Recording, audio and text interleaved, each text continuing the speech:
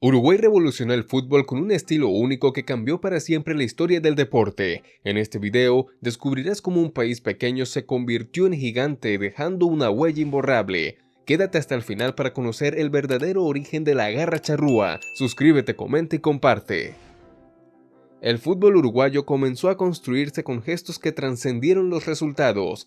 En 1910, tras un histórico triunfo del River Plate uruguayo sobre el poderoso Alumni argentino, se decidió adoptar el celeste como color oficial de la selección. Aquella victoria no fue solo deportiva, fue un acto simbólico que permitió a Uruguay redefinir su identidad futbolística. La camiseta celeste nació como un homenaje, pero pronto se transformó en el emblema que representaría la determinación de un pueblo dispuesto a dejarlo todo en la cancha.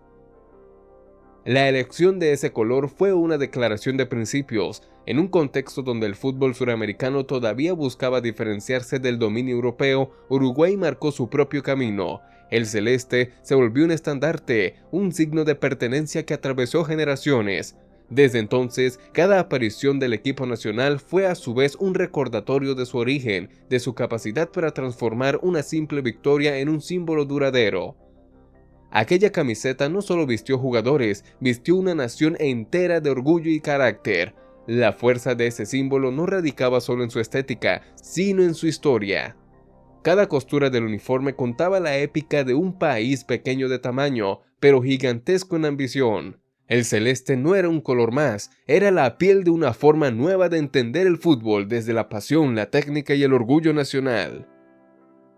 No todo fue unidad y gloria en los inicios del fútbol uruguayo. A comienzos de los años 20, el crecimiento del deporte trajo consigo un conflicto feroz que fracturó al país futbolero en dos: la disputa entre la Asociación Uruguaya de Fútbol (AUF) y la Federación Uruguaya de Fútbol (FUF). Marcó una era de tensiones que ponía en jaque la organización del deporte más popular del país. El eje del conflicto giraba en torno al amateurismo, y detrás de cada camiseta se libraba una batalla ideológica. La división parecía irreconciliable, pero la AUF supo jugar sus cartas. Liderada por Nacional, logró reunir el talento suficiente para formar una selección sólida, disciplinada y con una visión clara. En 1923, ese equipo se coronó campeón de la Copa América, demostrando que aún en tiempos de crisis Uruguay podía brillar con luz propia. Esa victoria fue mucho más que un título, fue la llave que les abrió la puerta a los Juegos Olímpicos de París, donde el mundo descubriría lo que significaba el verdadero fútbol suramericano. La epopeya uruguaya cruzó el Atlántico y dejó una huella imborrable en el viejo continente. Uruguay fue el primer equipo latinoamericano en desembarcar en Europa y lo hizo con una contundencia inusitada. En su gira por España, encadenaron 9 triunfos consecutivos, impresionando por su agilidad, su técnica refinada y un ritmo de juego que desbordaba creatividad. Cada encuentro fue una clase magistral que dejó atónitos a los espectadores europeos, acostumbrados a un fútbol rígido y previsible. Esa gira fue la antesala perfecta para los Juegos Olímpicos de París. Allí, Uruguay no solo compitió, arrasó, golearon a Yugoslavia por 7-0, arrollaron a Francia por 5-1, superaron a Países Bajos 2-1 y en la final vencieron con categoría a Suiza 3-0. Lo que parecía una delegación exótica terminó por dominar el torneo con una autoridad que desbordaba talento. Gabriel Hanot, uno de los periodistas más influyentes de la época, no dudó en llamarlos la revolución futbolística. Su capacidad para controlar el balón, anticiparse al rival y ejecutar jugadas en equipo con precisión quirúrgica marcó un punto de inflexión. Por primera vez, un país no europeo conquistaba un torneo internacional. El fútbol suramericano ya no era visto con condescendencia, sino con admiración. Uruguay cambió las reglas del juego y reescribió la historia con cada pase y cada gol. 4 años más tarde, en Ámsterdam, Uruguay confirmó que lo de París no había sido un golpe de suerte. Con una nueva generación de jugadores y una evolución táctica sorprendente, se enfrentaron nuevamente al desafío olímpico. ¿Sabes qué hace único al fútbol uruguayo? Quédate hasta el final para conocer el verdadero motivo detrás de su influencia mundial. Suscríbete, comenta, comparte, dale like y activa la campanita. El punto culminante fue la final contra Argentina, donde lograron imponerse por 2-1. El partido fue vibrante, pero lo que quedó en la memoria colectiva fue la superioridad conceptual del conjunto uruguayo.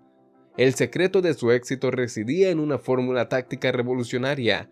A diferencia del sistema inglés basado en la fuerza y los pelotazos largos, Uruguay propuso un estilo basado en el pase corto, el dribbling efectivo y la libertad de movimientos. José Nasazzi, jugando como líbero, ordenaba desde el fondo con una visión casi quirúrgica. Héctor Escarone, con su técnica exquisita, rompía esquemas y desataba ovaciones. Cada jugador sabía exactamente cuándo soltar el balón, cómo posicionarse y cómo crear superioridad numérica. Uruguay no solo ganaba partidos, enseñaba cómo jugar. Con la consagración olímpica como antecedente, Uruguay fue elegido para organizar el primer mundial de la historia. Las gestiones diplomáticas fueron clave y el proyecto del Estadio Centenario se convirtió en una obra monumental ejecutada en tiempo récord. Más que un estadio, fue un símbolo de la voluntad nacional y del rol central del fútbol en la cultura del país.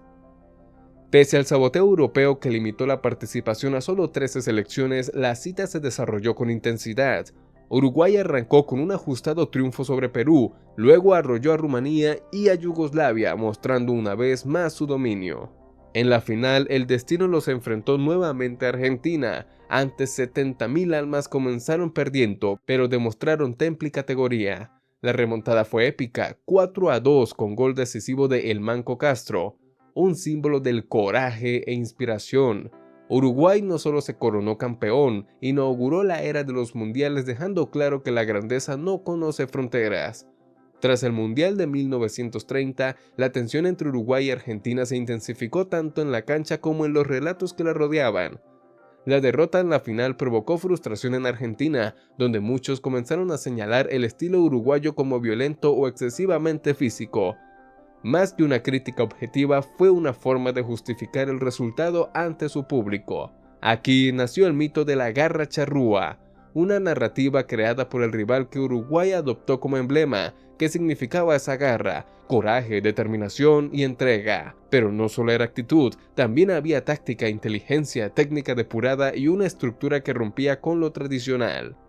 Con los años, la garra charrúa se integró al ADN futbolístico uruguayo. Sin embargo, su éxito internacional no se explicó únicamente por el esfuerzo. Fue un fruto de organización sólida, una generación excepcional y una filosofía que unía precisión y creatividad. Entre 1916 y 1935, Uruguay vivió una era dorada sin igual. 3 títulos mundiales, 2 olímpicos y 1 FIFA y 7 Copas América consagraron a una generación que revolucionó el juego desde los márgenes del poder futbolístico. Sin grandes ligas ni estrellas mediáticas, impusieron respeto con convicción y estilo definido. Su influencia trascendió los trofeos. Europa, impresionada por su juego fluido y colectivo, comenzó a adoptar elementos de su modelo.